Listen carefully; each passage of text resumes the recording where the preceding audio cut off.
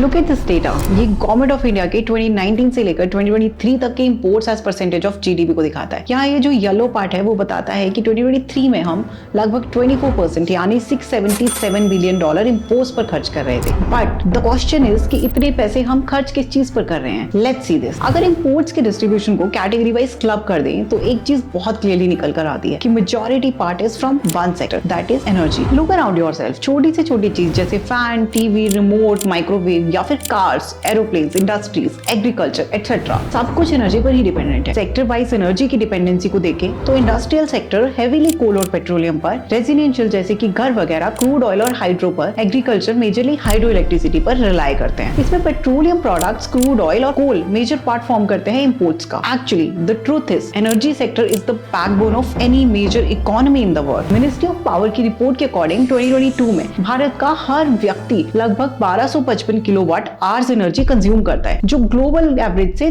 3 गुना कम है। लेकिन अगर पूरी पॉपुलेशन को मिलाकर एब्सोल्यूट टर्म्स में देखें तो इंडिया आज वर्ल्ड में एनर्जी का थर्ड लार्जेस्ट कंज्यूमर है। 2021 में इंडिया का share total world energy consumption में 6% था, जो 2050 तक बढ़कर 9.8% हो जाएगा। आज जैसे जैसे इकोनॉमी की ग्रोथ हो रही है वैसे वैसे हमारी एनर्जी की नीड्स भी बढ़ती जा रही है। लेकिन क्योंकि इस सेक्टर में हम आज भी काफी रिलाई करते हैं इंपोर्ट्स पर, तो ऐसे में जब जगह जगह Wars and pandemic like situations होती हैं तो उसकी वजह से पूरी सप्लाई चेन्स डिस्टरप्ट हो जाती हैं, जिसकी वजह से एनर्जी की रिक्वायर्ड डिमांड फुलफिल नहीं हो पाती। तो पेट्रोलियम, गैस और कोल जैसी कमोडिटीज के प्राइसेस बढ़ जाते हैं। इसका सीधा इम्पैक्ट एक कॉमन यूजर की पॉकेट पर पड़ता है। एनर्जी के करंट सोर्सेज को ट्रैक करें तो अभी भी कुछ सेक्टर्स में majority portion fossil based fuel से ही आता है, जो कि नॉन रिन्यूएबल कैटेगरी का पार्ट है। The problem with non renewable sources is कि लिमिटेड है और एक टाइम के बाद खत्म हो जाएंगे। लेकिन इससे भी बड़ी एक और प्रॉब्लम है और वो है faster climate change, the rising temperatures and extinction of biodiversity. But the picture is changing rapidly. आज इंडिया को ग्रीन एनर्जी एफर्ट्स के लिए ग्लोबल लैंडस्केप पर एक वर्ल्ड लीडर की तरह देखा जा रहा है।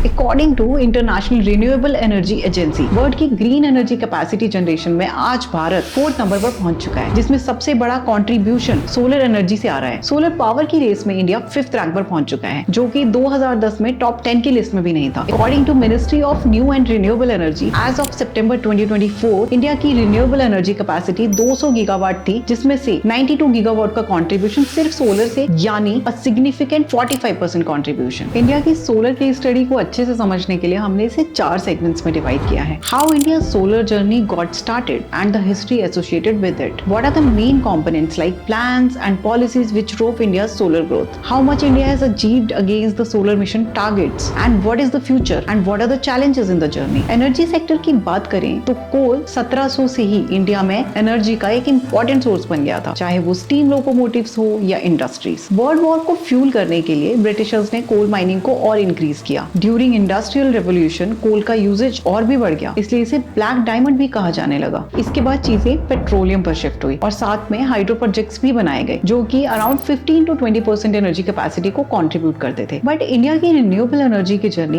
एक्चुअली 1982 से स्टार्ट हुई, जब department of non conventional energy sources को स्टैब्लिश किया गया। बाद में इसका नाम चेंज करके ministry of new and renewable energy यानी MNRE रख दिया गया। 2000 से लेकर 2010 तक विंड फार्म्स को यूज करके भी एनर्जी हार्नेस की गई। लेकिन 2010 वो साल था जब इंडिया ने नेशनल सोलर मिशन एस्टैब्लिश किया और सन की एनर्जी को हार्नेस करने की तरफ अपना पहला कदम रखा। इंडिया एक ट्रॉपिकल कंट्री है जहां sun throughout the year almost 300 days shine करता है, यानी ऑलमोस्ट 3000 आवर्स की सनशाइन। इससे इंडिया को 5000 ट्रिलियन किलोवाट आवर की सोलर एनर्जी पर ईयर रिसीव होती है। ये एक इंपॉर्टेंट रीजन है इंडिया के सोलर पोटेंशियल का। इसके साथ इंडिया में लार्ज वेस्ट लैंड्स भी अवेलेबल हैं, यानी ऐसे बैरन लैंड्स जो एग्रीकल्चर के लिए सुटेबल नहीं है। इन सबको इंडिया सोलर फार्म्स बनाने के लिए यूज कर सकता है। According to national institute of energy, India की potential solar capacity around 748 gigawatt की है, जिसमें आज इंडिया 92 गीगावाट को हार्नेस करने में सक्सेसफुल रहा है। इंडिया की इस सोलर ग्रोथ का मेन रीजन है ambitious targets and ultra mega solar projects. But आगे बढ़ने से पहले लेट्स ब्रीफली अंडरस्टैंड कि सोलर पावर सिस्टम्स वर्क कैसे करते हैं।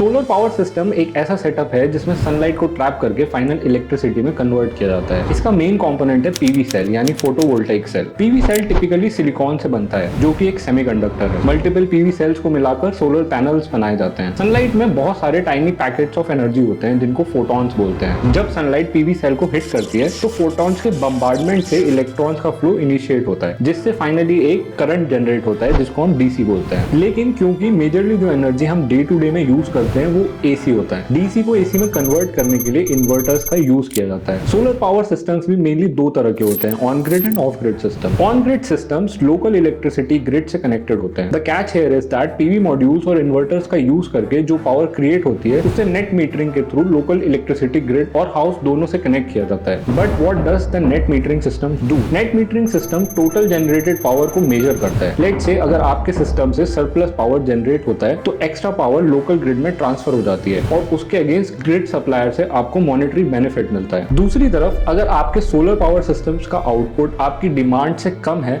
तो एक्स्ट्रा डिमांड लोकल ग्रिड के थ्रू आपको मिल जाती है। बट इसका मेन डिसएडवांटेज ये है कि लोकल ग्रिड आउटेज होता है तो समझो आपके सिस्टम का भी आउटेज। अब दूसरा है ऑफ ग्रिड सिस्टम। इस केस में पावर सिस्टम लोकल ग्रिड से कनेक्टेड नहीं होता है, बट एक्स्ट्रा बैटरी पैनल का यूज किया जाता है ताकि जनरेटेड डीसी को स्टोर किया जा सके। चार्जर कंट्रोलर्स की भी जरूरत होती है ताकि जो एनर्जी बैटरीज में जा रही है उसको रेगुलेट किया जा सके। इससे बैटरीज के अंडर चार्जिंग या ओवर चार्जिंग यानी डैमेज को कंट्रोल किया जाता है। इसका एडवांटेज ये है कि पावर आउटेज नहीं होगा, बट डिसएडवांटेज ये है कि एडेड कंपोनेंट्स की वजह से इनिशियल इन्वेस्टमेंट्स हाई होता है। One point two note here is कि ऑन ग्रिड के केस में भी बैकअप बैटरीज का यूज किया जा सकता है to store the extra power.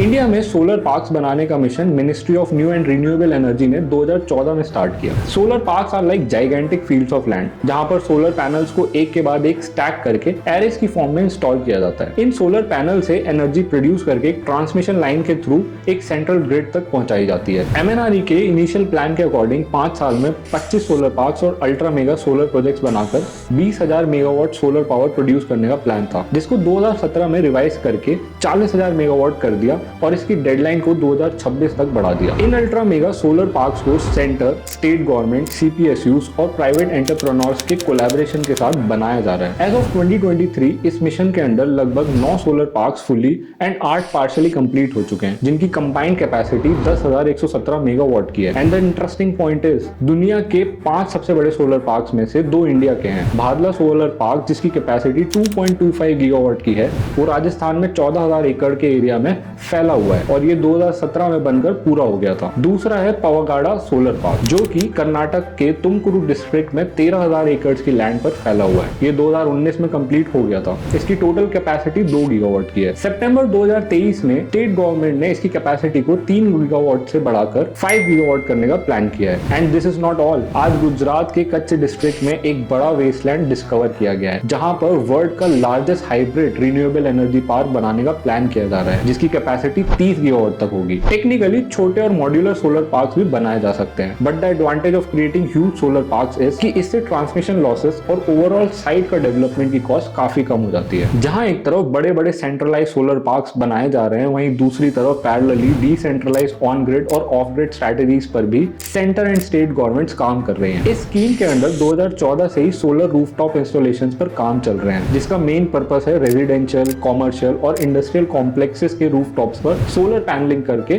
Power generate करना। इस स्कीम के अंडर मध्य प्रदेश की रिनॉल्ड हेरिटेज साइट सांची 2023 में इंडिया की पहली सोलर सिटी बन गई है। सांची की majority schools, government offices, railway station और स्ट्रीट लाइट्स आज सोलर पावर्ड है, जिसकी वजह से सांची आज 14,000 ton CO2 emissions annually reduce कर पा रही है। रूफटॉप इंस्टॉलेशंस को देखें तो गुजरात, राजस्थान और महाराष्ट्र आज सबसे आगे हैं। गुजरात में रेंट अ रूफ जैसे इनोवेटिव कॉन्सेप्ट्स बहुत पॉपुलर हो रहे हैं, जहां एक हाउस होल्ड अपने रूफटॉप को एक थर्ड पार्टी को लीज पर देकर एडिशनल इनकम सोर्स ऐड कर लेता है। गुजरात में मोढेरा विलेज तो आज रूफटॉप सिस्टम्स को डिप्लॉय करके 24/7 सोलर पावर विलेज बन चुका है। वहां पर 1300 से भी ज्यादा रूफटॉप्स पर सोलर पैनल्स इंस्टॉल किए जा चुके हैं, जिससे एनर्जी को ऑफ ग्रिड बैटरीज में स्टोर किया जा रहा है। इन्हीं बैटरीज से आज पूरा विलेज अपनी पावर की नीड्स को मीट कर रहा है।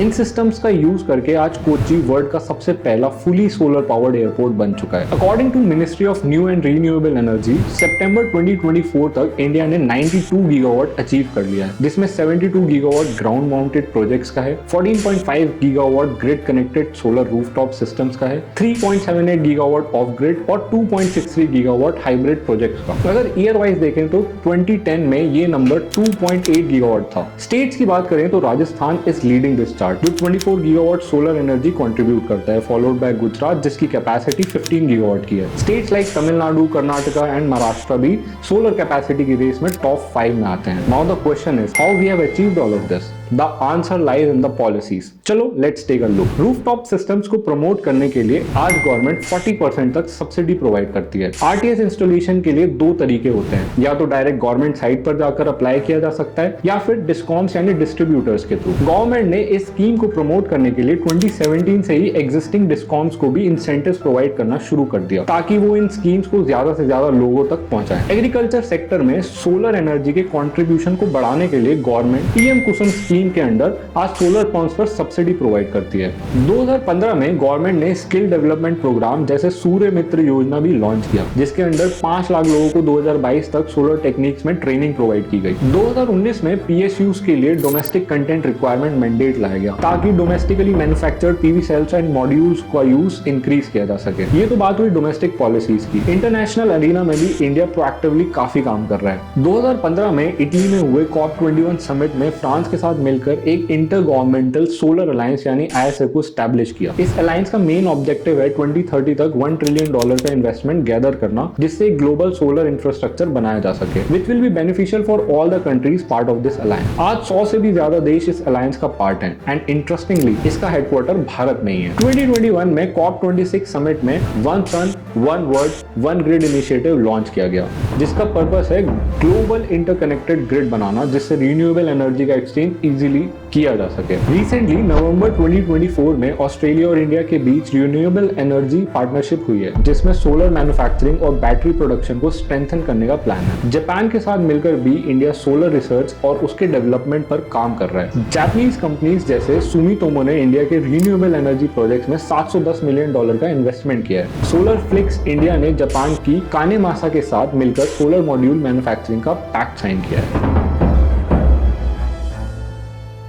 लेकिन क्या जो टारगेट्स हमने सेट किए थे उन्हें हम अचीव कर पाए हैं? 2015 में 22 गीगावाट कैपेसिटी के इनिशियल प्लान को रिवाइज करके 5 गुना बढ़ा दिया गया, जिससे 2022 तक के नए रिवाइज टारगेट्स थे 100 गीगावाट कैपेसिटी। बट MNRE के 2024 अचीवमेंट्स को देखें तो अभी तक 92 गीगावाट की कैपेसिटी ही अचीव हो पाई है। नाउ द क्वेश्चन इज कि इतनी अच्छी पॉलिसीज एंड सब्सिडीज देने के बाद भी ये डिले है क्यों? Let's look into this. Solar parks जो कि मेजर कंट्रीब्यूटर है सोलर ग्रोथ में, उसके टारगेट्स को लेकर बार-बार रिविजन्स करने पड़े हैं। Bureau of government of India के अकॉर्डिंग इन डिलेज के 4 मेजर रीजंस हैं। एक मेगा सोलर पार्क को बनाने के लिए बेसलैंड के बड़े-बड़े पीसेस की जरूरत होती है। इसके लिए छोटी-छोटी जमीनों के ओनर से ये परचेज करके एक बड़ा एरिया क्रिएट किया जाता है, लेकिन ओनरशिप डिस्प्यूट्स और डिस्क्रिपेंसीज की वजह से लैंड एक्विजिशन में डिले होता है। ऊपर से एडमिनिस्ट्रेशन एंड ब्यूरोक्रेटिक प्रोसेस में अलग-अलग अथॉरिटी से अप्रूवल लेने के चक्कर में ये डिले और बढ़ जाता है। बहुत बार इस बात को इंश्योर करने के लिए कि लोकल डाइवर्सिटी और लाइवलीहुड इफेक्ट ना हो, इसकी वजह से डिले ऐड हो जाता है। कुछ केसेस में ऐसा भी होता है कि बैरन लैंड बहुत रिमोट एरियाज में अवेलेबल होती है, जिसकी वजह से एक एडिशनल बर्डन आता है ट्रांसमिशन के इंफ्रास्ट्रक्चर को डेवलप करने का। बिना ट्रांसमिशन इंफ्रास्ट्रक्चर के सोलर पार्क्स अगर पावर जनरेट कर भी दें तो भी उनको ग्रिड तक नहीं पहुंचाया जा सकता। This further mounts to delays. हर स्टेट के पास एक स्टेट इलेक्ट्रिसिटी रेगुलेटरी कमीशन यानी सर्स होती है, जिसका काम पॉलिसीज को इम्प्लीमेंट करवाना होता है। स्टेट के अंदर इलेक्ट्रिसिटी डिस्ट्रीब्यूशन का मेजर काम डिस्कॉम्स यानी डिस्ट्रीब्यूटर्स मैनेज करते हैं। इन डिस्ट्रीब्यूटर्स के कलेक्टिव डिसीजंस की वजह से बहुत बार डेवलपर्स के साथ परचेजिंग पावर एग्रीमेंट यानी